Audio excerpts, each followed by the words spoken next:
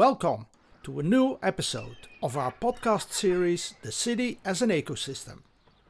In the summer of 2022 I travelled far north, well above the Arctic Circle, to a city where the sun never sets in summer. Harstad, Norway. It's less than 2,000 kilometers from the North Pole. With its 25,000 inhabitants, I wondered, is this actually a city? And more importantly, what makes this place attractive? And what are people doing here to ensure that people, especially the younger generation, can and want to stay? Hi Evert, nice to be back. Harstad in Norway, above the Arctic Circle. That sounds very adventurous. What attracted you to this place? Why did you decide to come here? I just wanted to visit the northernmost destination in Europe that you can reach by train. I often thought of Murmansk in Russia. Murmansk is so far north that if you were the same distance from the South Pole, you would be in Antarctica, where only research stations exist. You are really on the edge of the world and what is habitable there.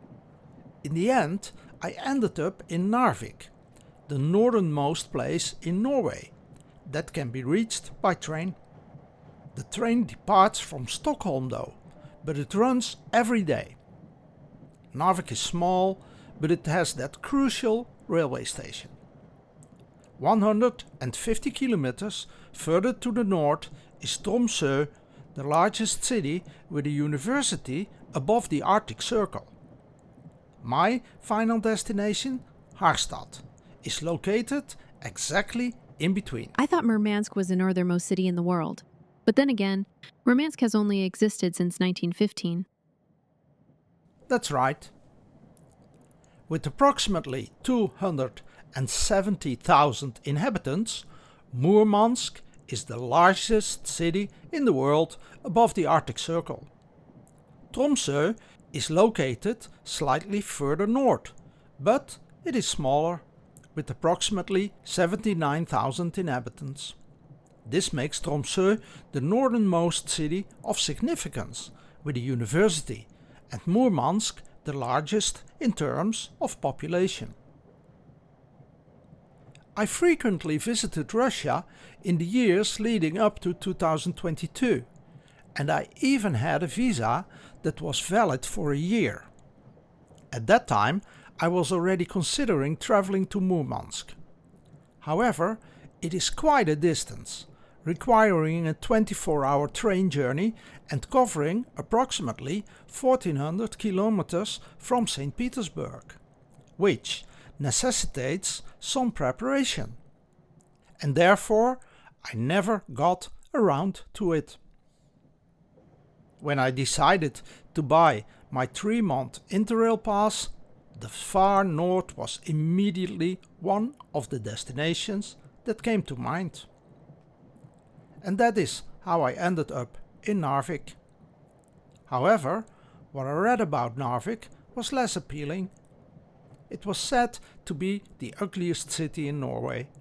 Well, I can handle that, but I also wanted to have something to do. So I looked up how far I could get by bus in half a day from Narvik. And that turned out to be Harstad. Narvik, Norway's ugliest city. Why is that? I don't really know what ugly is. But Narvik itself certainly doesn't win any beauty contests. The surroundings are spectacularly beautiful though. But what they do have is that railway station. However, that line was not built to bring people to Narvik. Almost all of the track is in Sweden, with only a tiny section in Norway. Northern Sweden is rich in iron ore, and the railway line was built in 1902 to transport that ore from the mines in Kiruna to Narvik, an ice-free port essential for export. And that was the beginning of the large-scale exploitation of that mine. unlike many other countries, the Norwegians are rich enough to invest heavily in their infrastructure, even in such remote areas. It is a country with an incredible number of tunnels, ferries, bus lines everywhere. But even with all those tunnels, it's really quite a challenge to drive through Norway from Oslo to Narvik, for example. But that doesn't mean you have to build an ugly city. And there's a reason for it. Shortly after the outbreak of the Second World War, there was a battle between the United Kingdom and Germany over the ice-free access to that very important iron ore from Sweden. The German army ultimately won, but not before the Allies put up fierce resistance. And in that process, almost the entire town of Narvik was destroyed. So that's how you ended up in Harstad. Well, for me it was the promise of the midnight sun and the rugged landscapes that drew me there. I just wanted to experience for myself what it would be like there. I hadn't done a lot of research before I went, because this trip to the far north was only a small part of a longer 3-month journey. But looking back, I think it's actually unbelievable what I encountered there. I will tell you all about it in this podcast. From the oldest church in Norway to an abandoned NATO base, from a World War II prison camp for Russian prisoners of war to boathouses that were already used by the Vikings, and an empty island. And above all, a lot of silence.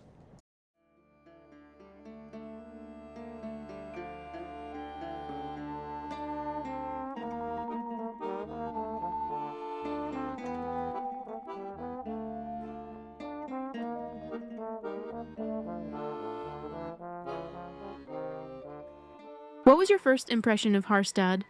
Not great. I found it very messy. I immediately thought, if you want people to stay here a little longer, couldn't you make it a little bit more cozy? What a contrast to the beautiful nature surrounding it. Of course, you immediately noticed an interesting contrast.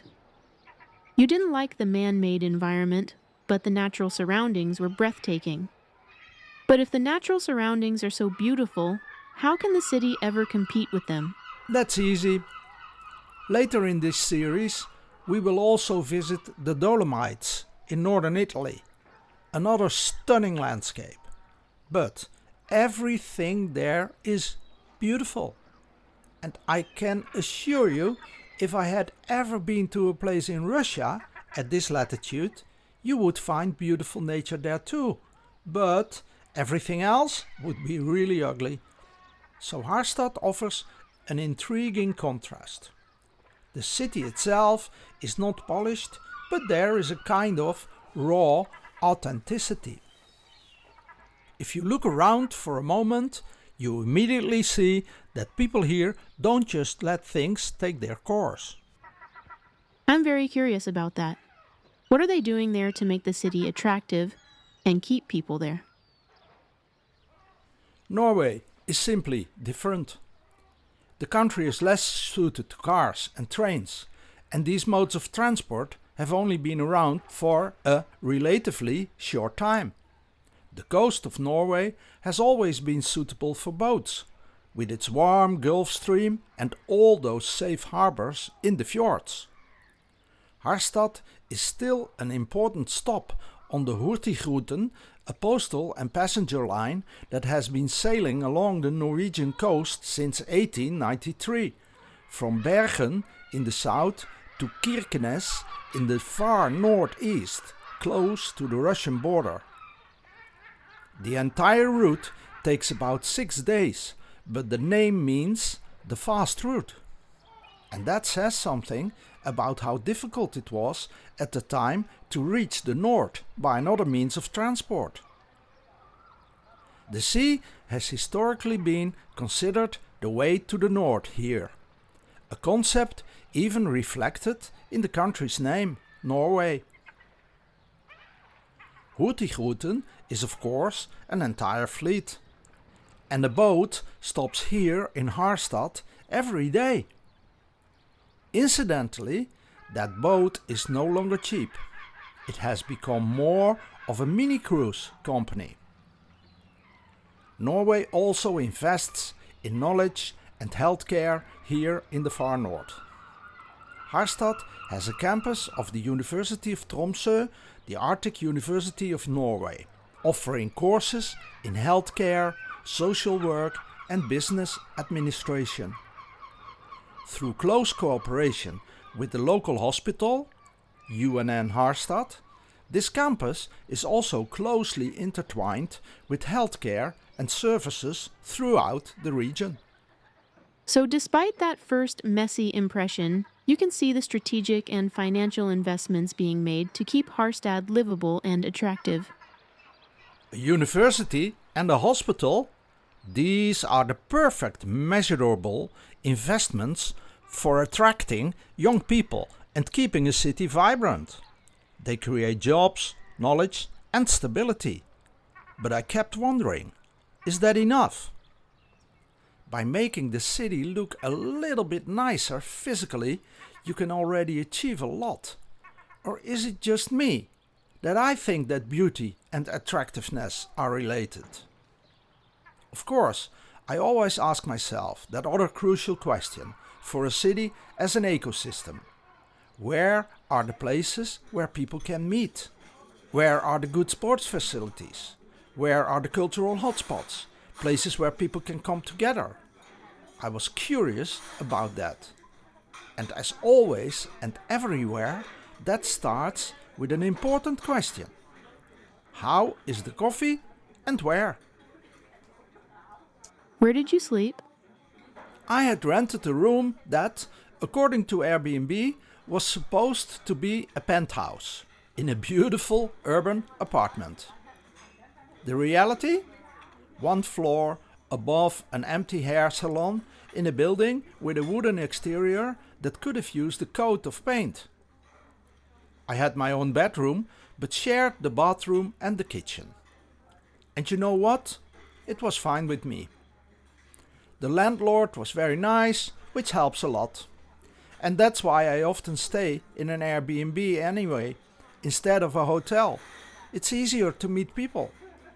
And there, in the hallway, I saw a bicycle. I asked the owner if he knew where I could rent a bike. His answer: I need it for another hour, but after that you can use it for the rest of your time here.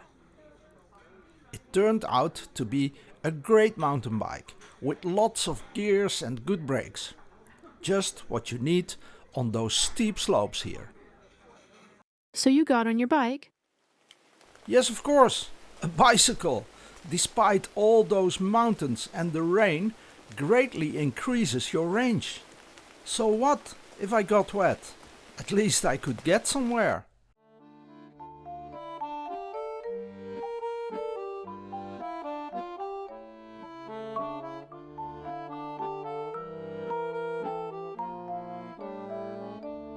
Where did you go?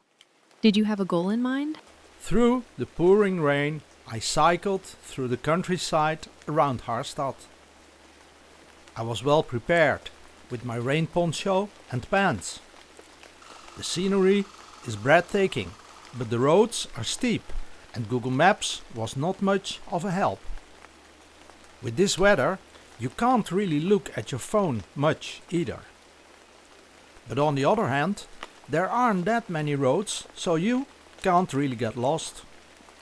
I was cycling and I saw a shelter in front of a supermarket, where I bought a bottle of water. And oh yes, the bike had no lock. It couldn't be secured. I cycled on again until I saw a small building at the right side by the sea. It looked like a church to me, but without a steeple. I decided to get off and have a look. A remote little church in the rain. That sounds like the beginning of a fairy tale or a mystery. But what was it? There was a thick stone wall around the building. And yes, they also had put a sign there. This is Trondenes Kirke. Okay, fine. Add a sign in English. But what makes Trondenes Kirke so special, apart from its remote location? Obviously, we have all seen a remote little church somewhere. It looks like that little church is just far away in the middle of nowhere. I had understood by now that Harstad is really far away. But then the sign in front of that church says that it was the Northernmost church in Christian world for a very long time. Okay, I thought, it's not that complicated, because there is not much of a world north of here. But then it says that it also is the northernmost medieval stone church in the world.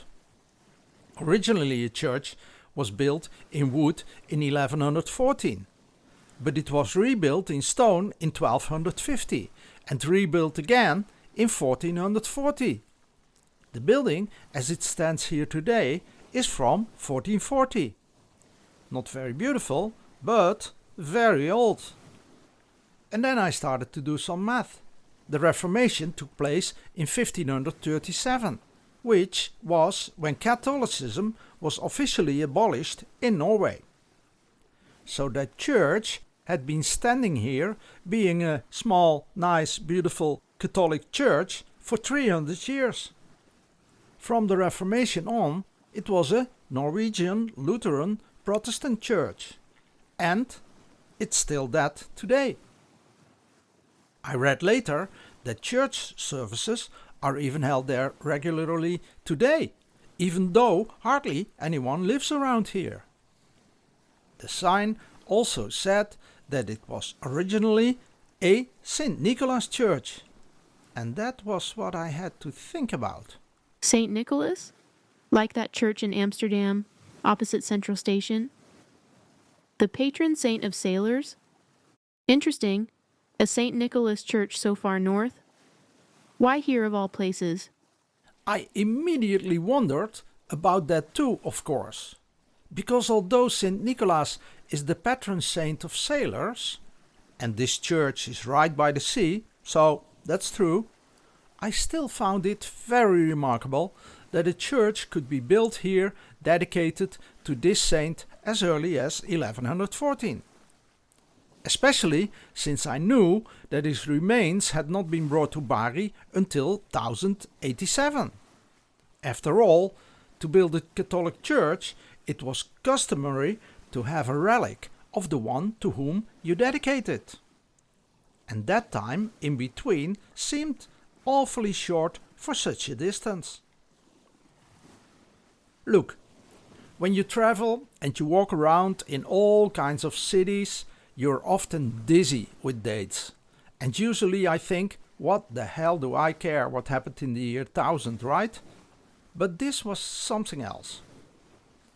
I had come across the story of St. Nicholas before. In 2017, when I was in Bari, and again a month later in Moscow. So I had read quite a bit about him, who he was and why he is so important in both the Catholic and the Orthodox churches. So I knew that soldiers from Bari had looted his remains in Myra, which is in southern Turkey on the Mediterranean Sea, and brought it from there to Bari in southern Italy. Okay, you've got me curious. What's the special story behind St. Nicholas and his connection to this place and timeline? For us, in the Netherlands, it's already a lot if we know a few facts of history before World War II. That is pretty much where it ends here. We will come across that a lot more in this podcast series. For us, only the now counts. I think the Americans have that very much too. When we talk about St. Nicholas in the Netherlands, we discuss the color of his servants. Nicholas himself was from Myra, which is in modern-day Turkey, so his ethnicity was Middle Eastern, which for many Dutch people today might be perceived as non-white, which challenges the traditional image. But in countries like England, Norway, France, Spain, and what is currently very relevant, in for example Russia and in Serbia and in Kosovo, the whole story of their history goes back far longer. So they all get a story like that in elementary school as well. I think those stories are important, at least if you want to understand those countries and those cities a little bit. And that is what we are trying to do here anyway. It all began with the United Christian Church. Nicholas, who became Bishop of Myra, now in Turkey, around the year 300, was a very special man. It is said that he was a friend to sailors and children. After his death, he was quickly made a saint, and in the year 550 a basilica containing his tomb was built in Myra. Then, 500 years later, in 1054, the first great schism took place in the Christian Church. The Orthodox Church and the Catholic Church split. But the Pope in Rome was not at all happy that the remains of Saint Nicholas were in Orthodox Myra. So, Italian soldiers were sent out to obtain the holy body. And they simply took it, or rather, stole it. And so it came to pass that on May 9th, 1087, the people of Bari, in southern Italy, on the Adriatic Sea, gathered on the quay as the ship carrying the remains of St. Nicholas approached in the distance. And coincidentally, exactly that day, 930 years later, I was on a ferry from Patras to Bari. A boat that followed almost the same route. And I was struck by how terribly busy Bari was, with lots of Russian people in particular. So busy that I could not find anywhere to stay. What I learned is the day the ship arrived in Bari, May 9, immediately became a Catholic holiday. They also celebrate December 6, which is the anniversary of St. Nicholas' death. And it is funny that in countries where Sinterklaas is celebrated on or around December 6, it is referred to as his birthday. Small difference. But it turns out that the arrival of St. Nicholas in Bari is commemorated every year with historical parades and a solemn ceremony at sea. Even the liquid that, it is claimed, still flows from his body is tapped and is known as the manna di San Nicola. You can buy a bottle of this liquid for a lot of money, and it is considered miraculous. Saint Nicholas is therefore of an immense importance. He is the most important saint after the 12 apostles. He was already important long before 1087, otherwise the Pope would not have had him brought from Myra, but he has remained very important to this day.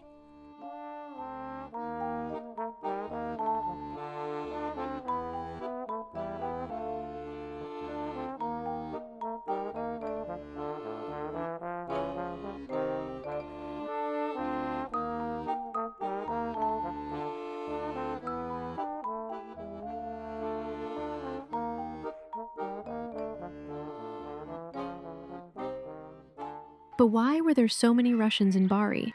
Because Nicholas is the patron saint of Russia. Every Russian home before the revolution had 3 icons: Jesus, Mary and Nicholas. None other than Vladimir Putin donated a bronze statue of Saint Nicholas to Bari in 2014. That statue stands proudly next to the cathedral. In exchange, the Russians were allowed to build a small Orthodox chapel next to the crypt, so that they could pray there in their own way. And as a result, Bari is always bustling with Russians. The same year I made that trip to Bari, some of Nicola's bones were loaned to Russia in a golden sarcophagus. And again, by coincidence, I happened to be in Moscow at the time, in July. The line to see and kiss this sarcophagus was much longer than the longest line has ever been for Lenin's mausoleum. Okay, that's an impressive story about the journey of the relic and the significance of Nicholas. But the question remains, how did that little church in Harstad come to have a relic of St. Nicholas as early as 1114? Bari is very far away from Harstad. To understand this, we need to look at how a group of seafarers from Scandinavia made great voyages and exerted their influence between 800 and 1000, the Vikings. The Vikings had left their mark in many places.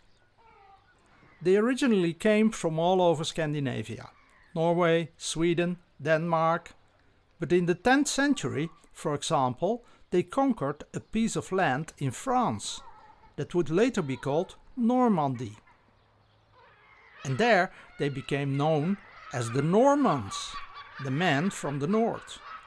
Both the Vikings and the Normans were able to travel enormous distances. At the same time, there was a string of cities separated by rivers stretching from Novgorod in the north of present-day Russia to Kiev in present-day Ukraine. The Normans ruled there too. From there, you could continue to the Black Sea, from where you could reach Constantinople. This route allowed you to travel from Norway to the largest and richest city of that era. And at the time, the Normans also ruled Sicily and Apulia, with cities such as Bari, Naples and Palermo. The stories and legends that have been preserved about such journeys inspired Tolkien's The Lord of the Rings and the TV series The Game of Thrones. I told you that Bari was crowded with Russians, but it had always been crowded there. From the moment Nicholas' remains were laid to rest, it became even more crowded. When people from Europe went on crusades to Jerusalem, they stopped in Bari to ask Nicholas for safety on the boat trip across the Mediterranean Sea that began there.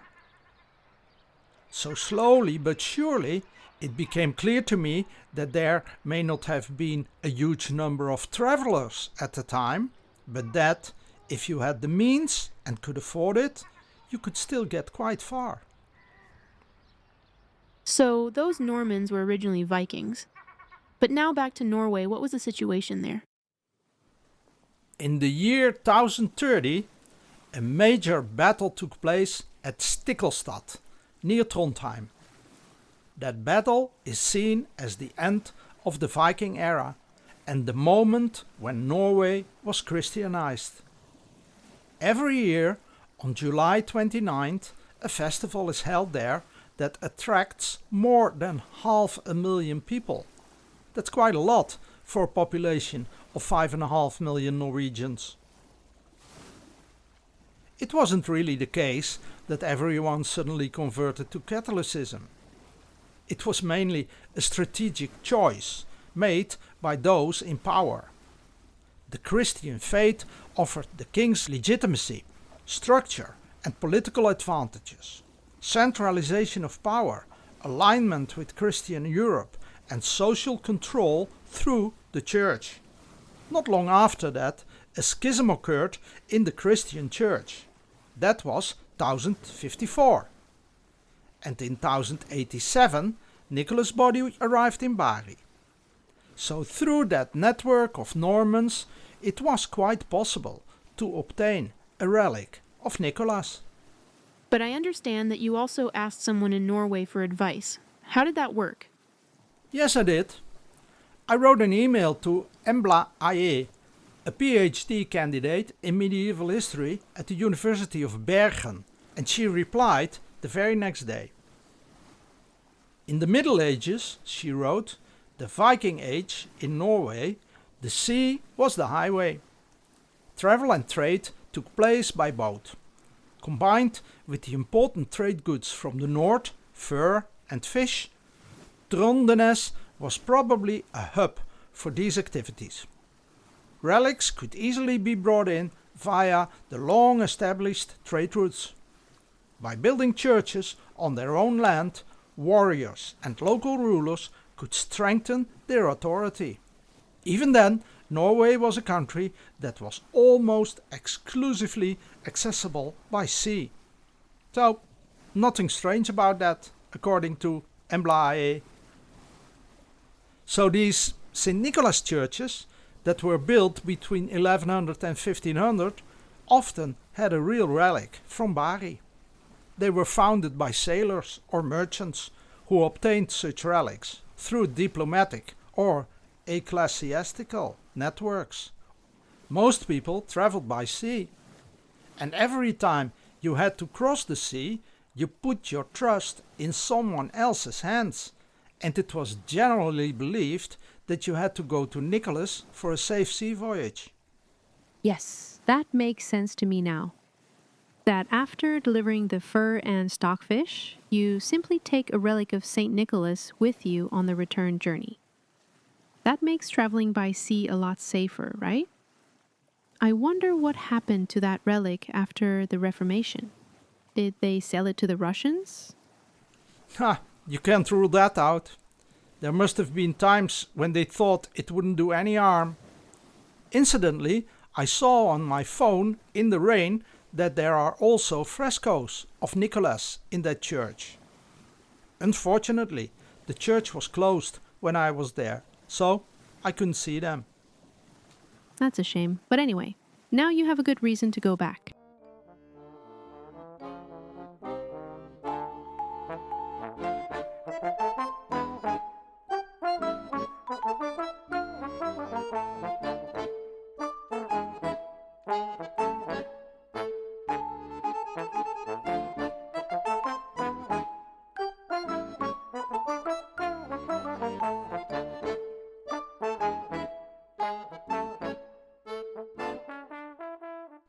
We were talking about the strategic position just now.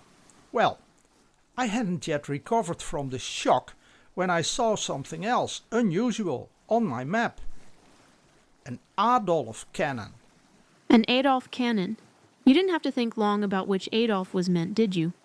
Well, no, I immediately had my suspicions. After the bombing of Narvik, German troops remained in the north of Scandinavia until the end of the war. These are some of the largest and most powerful naval guns used in Europe during World War II.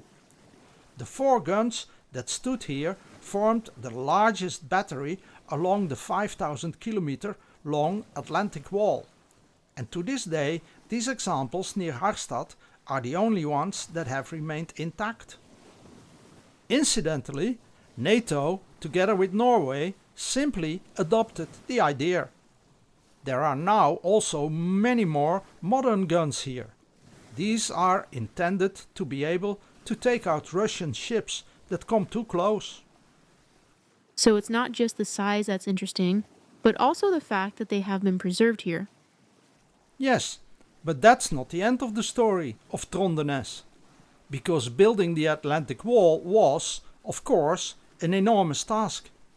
Much of that work was done by Russian prisoners of war, of whom Germany had a great many, an unimaginable number. During the invasion of the Soviet Union in 1941, the Germans captured millions of Soviet soldiers. I believe more than 3 million. Which is truly staggering. They sent more than 100,000 of them to occupied territories, including a number to this area near Harstad. These prisoners were forced to build the Atlantic Wall and were housed in a prison camp located a stone throw from this church. But would they have known that it was a St. Nicholas church? I think they had other things on their mind. Of the 1,000 soldiers, 800 died here. Just before their departure, the soldiers that survived erected a monument in honor of their fallen comrades here by the sea, near the church, and that monument is still visible, it's still standing here. I think that for those 200 survivors, not much will have changed after their release. Returning prisoners of war are usually sent to a prison camp in Siberia, in Russia. That was an unforgettable first day there near Harstad, in the pouring rain, on a bike. You really wouldn't have expected that. Well, never mind. That evening I ate somewhere in Harstad, and the next day I just went out again. Fortunately, it rained a little less.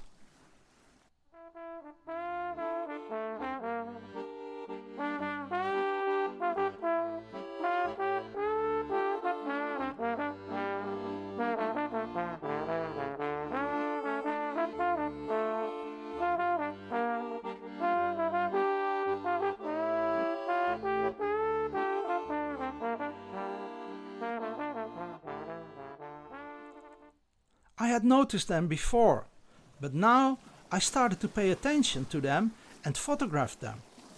Nausts. You see them in more places in Scandinavia, but Norway has the most. The Nausts. They seem to have always been there. Many are dark red, some are bare wood. The short side with the doors always faces the sea. And they usually contain not more than one boat. The Nausts, those typical boathouses indeed. I saw your photos. They almost sound like timeless monuments to maritime history. What makes them so special in their simplicity? The use of these boathouses dates back to the Viking Age. With Norway's extremely long coastline, abundance of islands and often very difficult land connections, traveling by sea was far the preferred option. The weather conditions here can be very harsh, especially in winter, which is why many people prefer to store their boats in a shelter. Some of these boathouses may have been here forever. I think it's really fantastic when I see these structures standing there all alone. No one knows their exact age. Their size can vary, which may be related to the most common boats from the period in which they were built. There are medieval examples, there are those of which only remains can be seen, and there are those that are still in use. Their wooden construction is almost always the same. So these structures are witnesses to centuries of survival in a harsh environment. Did you do anything special for lunch? Well, I hadn't brought a packed lunch with me that day. Cycling through the pouring rain, I saw a sign for a farm with a restaurant. Røkenes Gård. I parked my bike, which didn't have lock on it. I wasn't worried. I couldn't imagine anyone stealing it here. I had a fantastic fish soup, and the rain had stopped by the time I went outside again. It was a welcome break, a moment of comfort in the elements. No lock needed. That says something about the social cohesion there, or the emptiness. That social cohesion seems very special to me, but then there's that overwhelming fear of that big neighbor nearby. You were there right after the war in Ukraine started. I assume that's something they're also concerned about there. Indeed. It may well be that people here consider NATO's presence to be perfectly normal. But a little further on, at the edge of the fjord, I saw a NATO frigate sailing by. Unlike its neighbors, Sweden and Finland, Norway has been a member of NATO since 1949. Norway borders Russia in the Arctic, making it a frontline NATO member in monitoring Russian military activities. NATO facilities can be found throughout the country. It reminded me that even in this beautiful, remote, natural setting, geopolitical realities are never far away.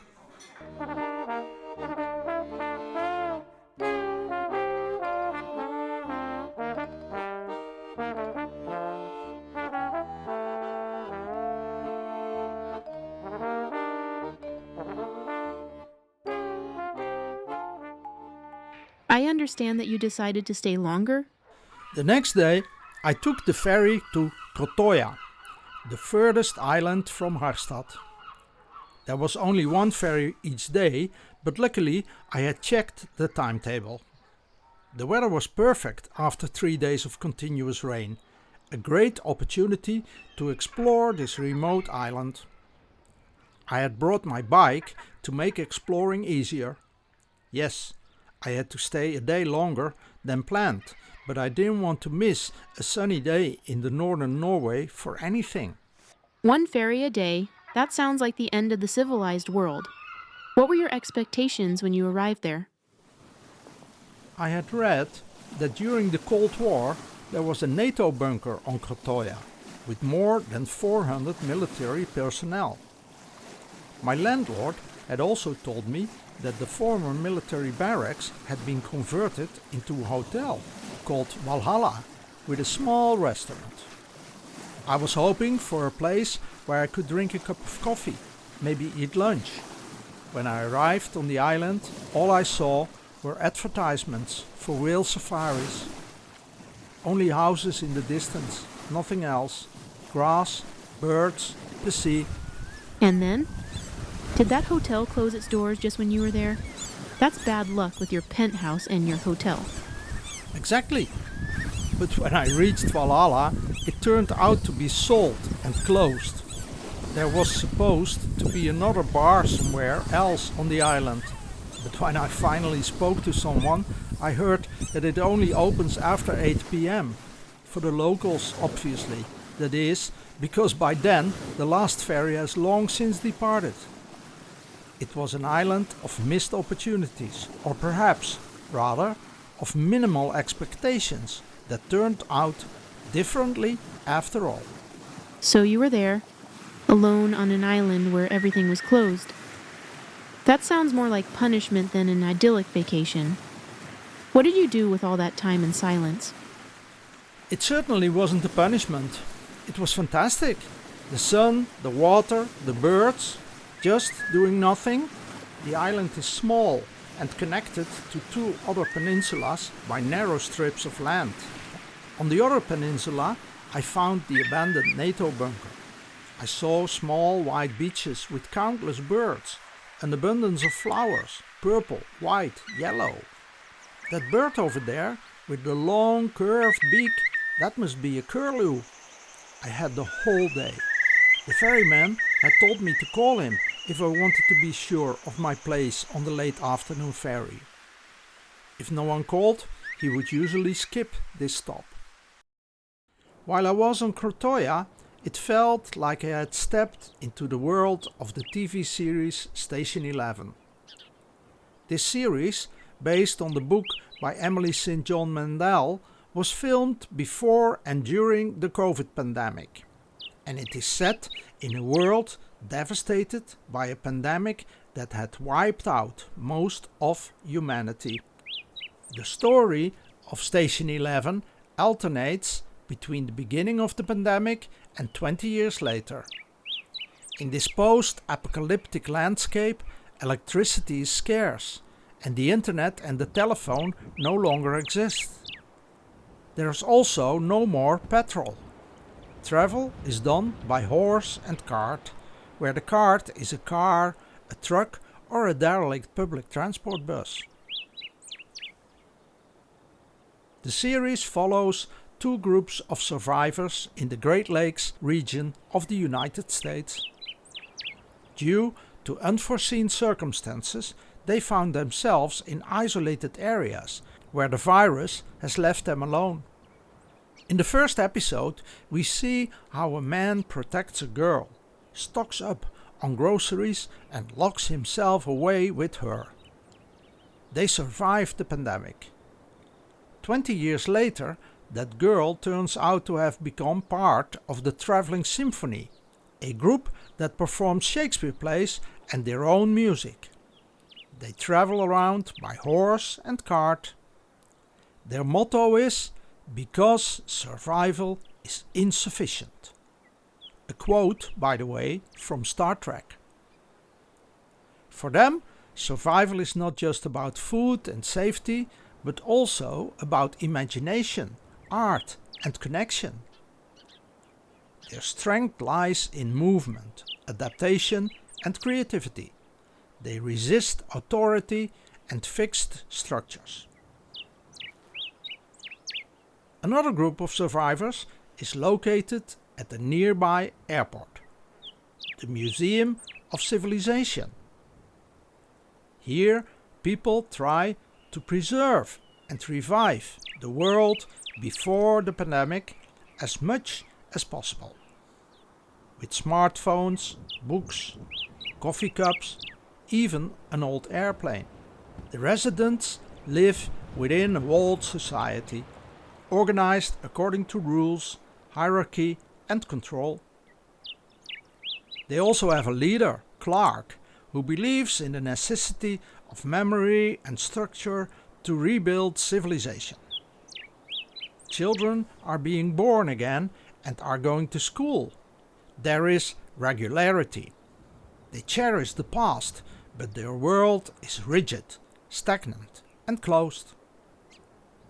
The traveling symphony is invited to the museum, but both groups have their doubts. Will it work out?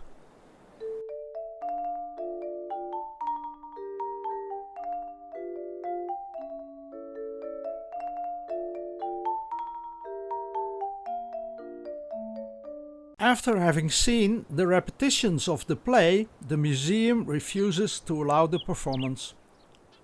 The traveling symphony is silenced and forced to comply with the rules. Some members of the traveling symphony group like it. They want to stay. Other members of the group want to leave as soon as possible. The series contrasts the controlling society of the airport with the intangible, wandering society of art and emotion. The message, community, friendship, art and creativity are essential for a meaningful life. Well, I think we all do remember during that real COVID pandemic that we all went through it. Weren't those the first things to be put at risk worldwide in the fight against the virus? Do we remember, here in the Netherlands, how the Prime Minister casually announced during one of his press conferences that we could do without culture during the epidemic? But it is too simplistic to choose purely for the culture and the creativity of the traveling symphony. Of course, life is much more than surviving in a self-built prison. But there is also the importance of memory and history. You cannot build the future without roots in the past. Those stories matter, so that we do not keep making the same mistakes. It is the balance between these two worlds that we should be seeking. I think that connection with Station 11 is strong. I also thought it was a great series to watch. But if you apply that philosophy of survival is not sufficient to Krøttøya, didn't you feel the opposite there? That it's a place where literally no one is left and where only pure survival remains? You could say that, yes.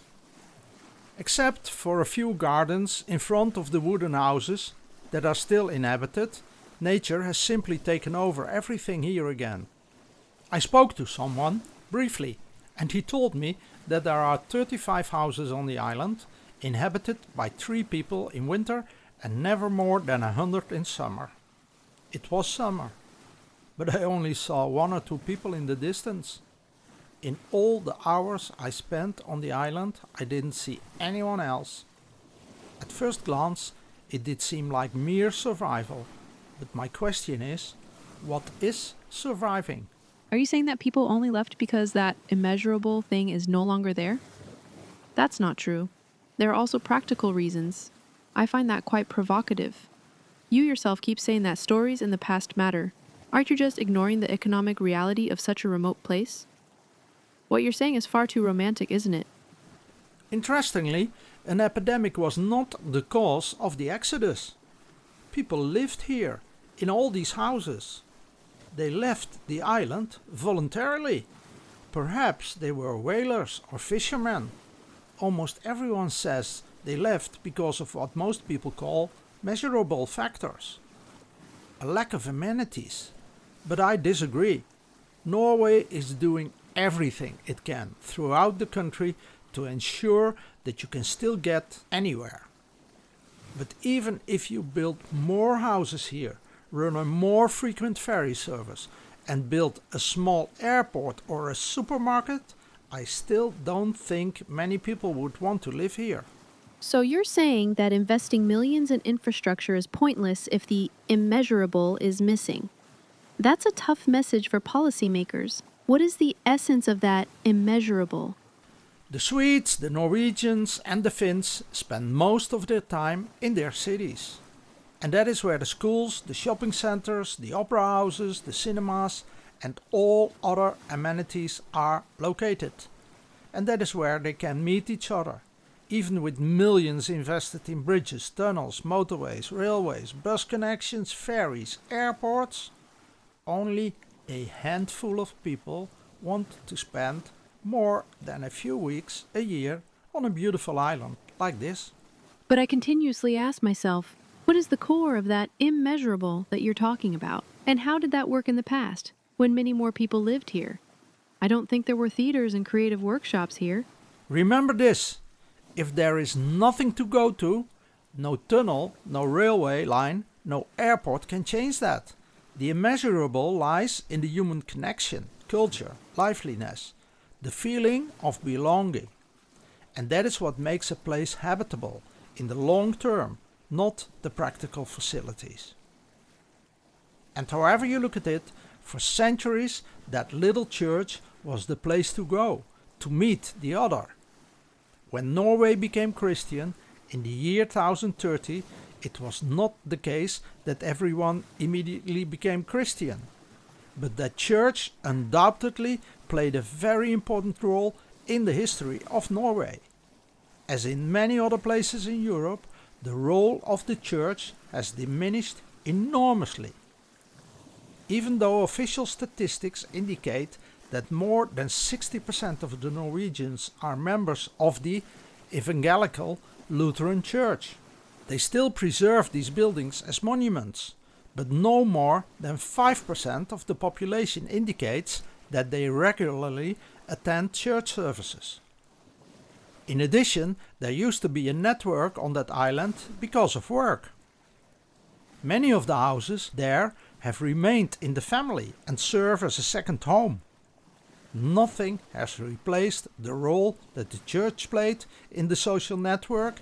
Nothing has replaced the role that the job played in the social network. Whichever way you look at it, that has left a huge void.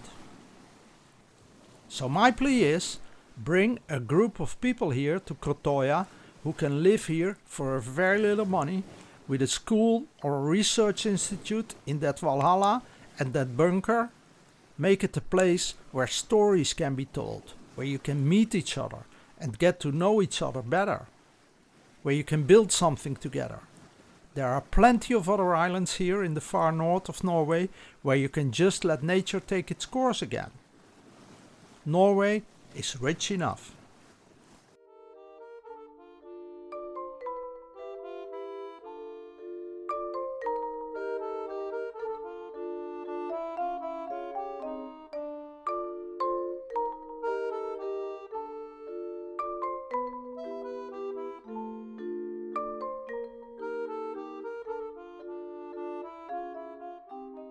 Isn't the question Station 11 is actually asking quite simple? What is it that makes life worth living, even when everything else, virtually everything you know, has disappeared? It seems to me that this is primarily the actual or potential encounter with someone else. An encounter that can take place in relative freedom, where you can discover what else is possible. I really enjoyed my visit to Krøttøya. It is infinitely beautiful. I was very happy with the sunny day and the fact that I could be there all alone for a couple of hours. It gave me plenty to think about for a long time to come. I had only been in Harstad for 5 days, but I was already beginning to like the place. During walks through the small town, I kept wondering how this town on an island above the Arctic Circle manages to survive. Now it was light, but in winter it will almost always be dark. You started to like the place, despite all the inconveniences and deeper insights. What was the deciding factor? Was it the cat sleeping on your bed, or something fundamental about Harstad itself? The penthouse apartment was a good place to stay, located in a beautiful spot. Sometimes I met other people there, other times I was alone. I was never too far from life, thanks in part to the B&B cat, who liked to sleep on my bed. But also the dynamics of the place itself. Harstad's waterfront looked well developed. There was a university hospital there, and there were students coming and going. I could even smell the scent of smoking hash from a distance, which reminded me of Amsterdam. There was definitely a kind of raw liveliness. So, nature is fantastic, the city is not unpleasant, and you smell hashish. That sounds eclectic. Looking back, what is your lasting impression of Harstad now that you have completed your journey and had to leave earlier than expected due to an unexpected bust? Although the surrounding nature is absolutely fantastic, it was striking that hardly any effort had been made to make the town itself look pleasant. A contrast that is typical of this rough, honest region. I left Harstad on a sunny Saturday. That day I planned to travel the entire distance back to Boden, a place in the east of Sweden close to Finland, in one day. I had to catch the train in Narvik at 3 p.m. And there was only one bus from Harstad to Narvik each morning. I had double-checked the timetable and even reviewed everything on Google Maps. Fortunately, I arrived 30 minutes before my scheduled departure time. Walked up to the bus, asked if my bus was coming soon, and the driver told me that it was that bus and that it was leaving now. The bus leaves half an hour earlier on Saturday. So even my departure was a final lesson in adaptation and dealing with the unexpected in the far north. So, after all these experiences, the unexpected discoveries, the reflections on the measurable and immeasurable, the history of St. Nicholas, and the lessons of Krøttøya, what do you say? Harstad is a place of extremes, of endless summer days and nights that almost disappear, of breathtaking landscapes and a city that sometimes seems to pay less attention to them. A crossroads of stories, of stolen saints, of war and survival, of timeless Nausts, and the echoes of a pandemic that exposed the soul of an island. And the essence of those echoes is that survival is not enough, that life is more than just basic necessities, that the human soul seeks something else. Is that the ultimate message Harstad wanted to convey to you? Absolutely. It's about art, community, connection. Even in the most remote corners, under a sky that is almost always cloudy, but where the light never completely disappears. Harstad and Krøttøya have shown me once again that the immeasurable elements define humanity, and that they are worth traveling for, even when it rains and the bus leaves too early.